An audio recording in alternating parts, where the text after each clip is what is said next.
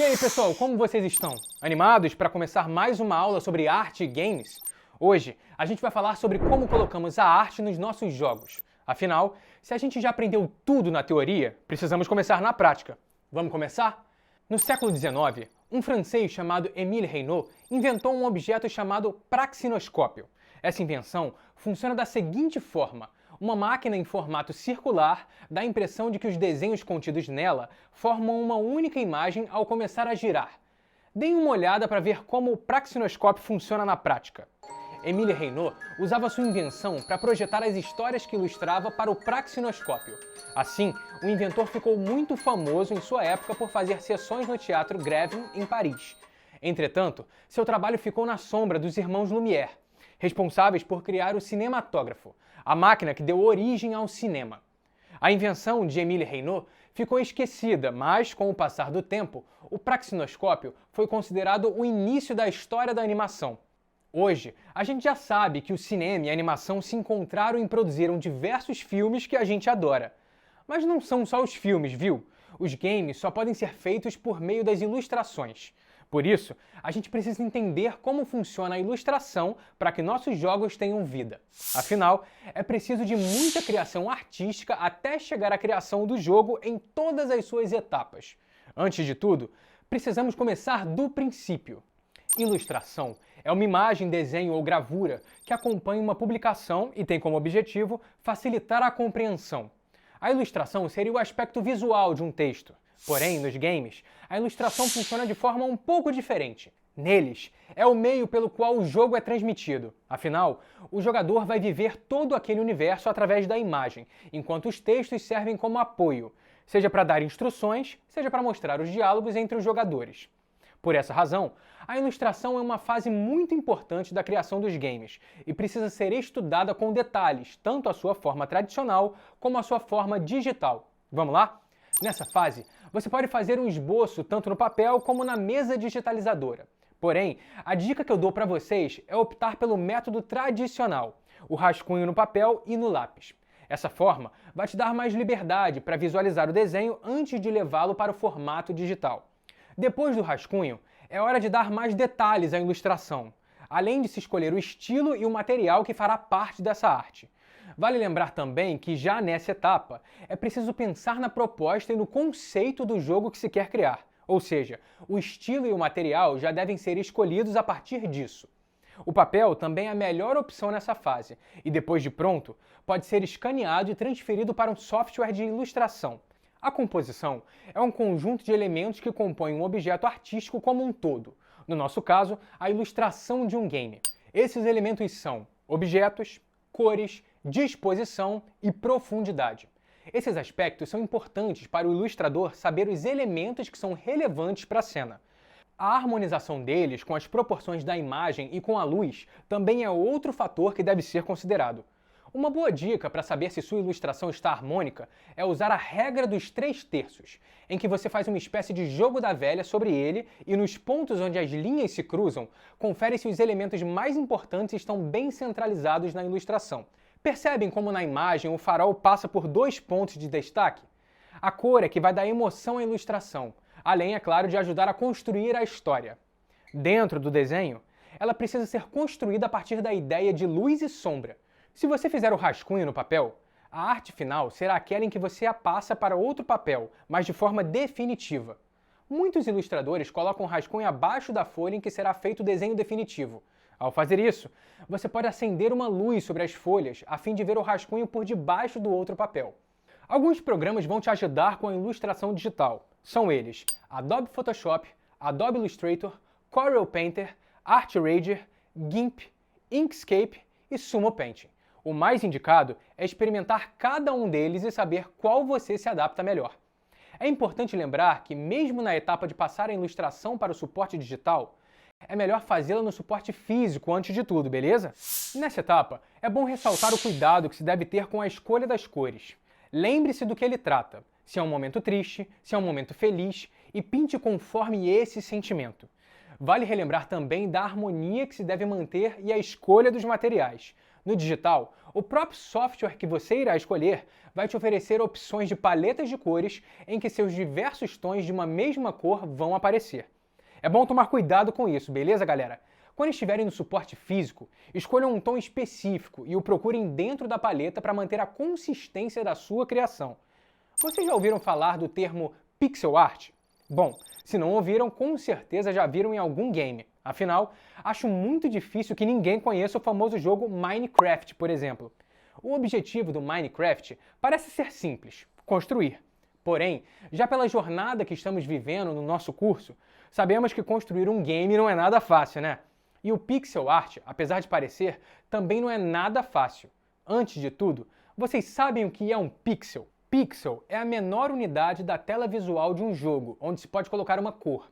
Além disso, é comum a gente achar que um pixel tem um formato quadrado, como em Minecraft, mas não é bem assim, já que pode ter outros formatos.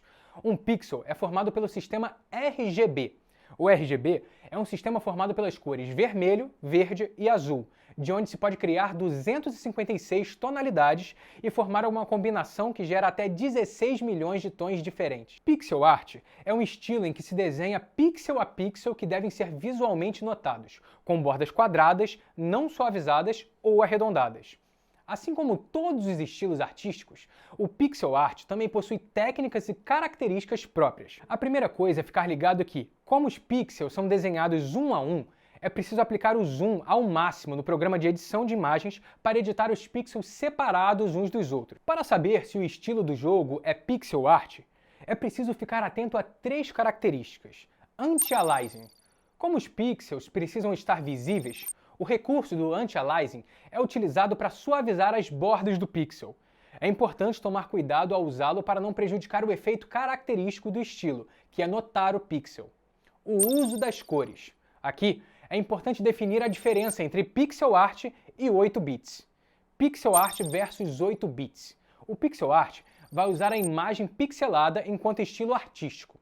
Já o 8 bits usa padrões de cores que a sua capacidade suporta. Agora, em relação às cores no pixel art, a paleta de cores é mais limitada, mas também é possível desenhar efeitos de luz e sombras, por exemplo. O ideal é que isso seja feito de forma manual, ao invés de usar os recursos disponíveis de software de edição de imagens, beleza? Sua resolução não precisa ser grande, tendo em vista que o pixel art se consolidou enquanto estilo justamente por rodar em aparelhos mais limitados. Para jogos em celular, por exemplo, o pixel art é uma boa pedida, pois quanto menor for a resolução, mais aparelhos podem suportá-lo, mesmo aqueles que tenham uma capacidade de funcionamento reduzida. Agora nós vamos ver alguns exemplos de jogos que usaram pixel art. Space Invaders, de 1978. Super Mario Bros. De 1985, Hotline Miami, de 2012, Urbermosh, de 2015, Tower of Samara, de 2016. Ah, professor, mas onde eu faço um game com pixel art? A gente vai ver isso agora. Ferramentas para criar em pixel art: Paint, GIMP, Piskel, Make Pixel Art, Pic, Pixel Art Maker, Pixotello e Pixelart. As texturas. A textura é importante dentro do jogo para que o resultado alcançado se aproxime do objetivo dos desenvolvedores de jogos. Além disso, ela também é um dos principais aspectos que dá realismo ao jogo. Vale lembrar que mesmo o jogo sendo uma história fantasiosa, é preciso ainda assim passar por uma sensação real para que o jogador embarque naquele universo. Vamos ver um exemplo de texturização? Quais das duas imagens vocês acham que é mais realista? A primeira ou a segunda? A segunda, né? Ela tem mais detalhes que nos faz lembrar de uma laranja, enquanto a primeira vemos apenas uma esfera laranja. É justamente por conta da texturização que a segunda nos lembra uma laranja. E como criar a texturização em um game? Entendida essa parte, precisamos pensar agora na texturização dentro dos jogos. Agora, precisamos pensar o seguinte: nos jogos, a gente vai pensar na texturização por meio dos cenários, beleza? É por isso que precisamos falar também sobre a produção desse cenário. A produção de cenários. Nessa etapa, é preciso pensar nos tons das cores, no preenchimento e no contorno da tela e qual formato o cenário terá. Esses fatores dependem do que o cenário vai ser, ou seja, qual lugar ele vai ser. Ele pode ser uma floresta, uma rua, uma caverna, a decisão é sua. Perspectiva. A perspectiva tem a ver com a ilusão de profundidade. Considerando que seu jogo será 2D, quais objetos estarão na parte da frente da tela, ou seja, em destaque, e quais estarão no fundo? Padronização.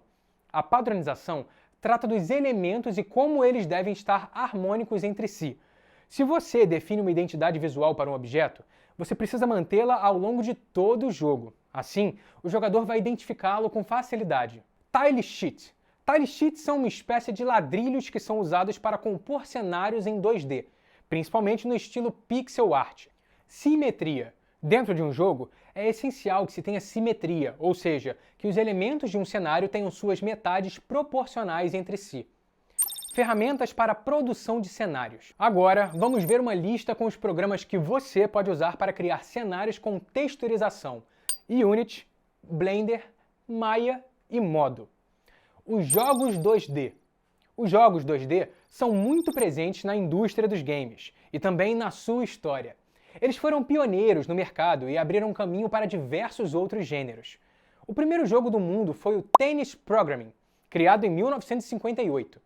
Pong, criado pela Atari em 1972, ficou conhecido por ser um jogo fácil e simples de jogar, além de ter sido comercializado. A revolução na indústria veio com Donkey Kong e Mario Bros. Em 1982. O jogo, além de ter se expandido para diversas versões, inspirou a criação de vários jogos. Apesar do debate que se criou em torno dos jogos 2D e 3D, os 2D ainda se mantêm com força na indústria. Ao contrário do que muitos pensam, o fato de um jogo ser 2D não significa que ele tem menos qualidade do que um 3D. Por isso, precisamos lembrar o objetivo principal dos games: divertir seus jogadores. Agora, nós vamos estudar os tipos de animação. Vamos lá? Tipos de animação 2D para jogos. A animação vetorial é aquela em que o desenho fica sobre os bones, que significa ossos em português. Os bones seriam uma espécie de esqueleto que você pode manipular e, com isso, mudar a pose do desenho.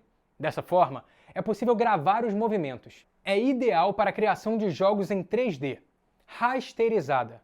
A animação rasterizada é aquela que é desenhada à mão quadro a quadro. Ela é a mais rara de ser feita por ser bastante demorada, mas ainda assim há criadores que optam por ela, como é o caso de Jotun, que vocês estão vendo nas imagens. Pixel art. Como nós já vimos, o pixel art é aquele estilo em que os desenhos são feitos de pixel a pixel. Pessoal, nós já vamos ficando por aqui. Espero que tenham gostado da nossa aula de hoje e até a próxima!